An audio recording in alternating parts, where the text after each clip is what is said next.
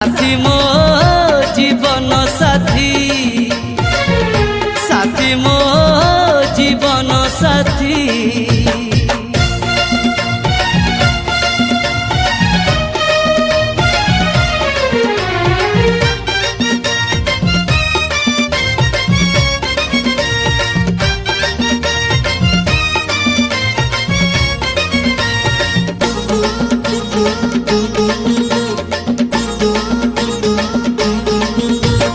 चाहानी लागुची तोरलो सत्य की है महारिणी आलो दे ओढ़णी। आलो कहानी परिका लागेलो केबे तू हबु मोराणी। पादरे अलता टाणिलो पादरे अल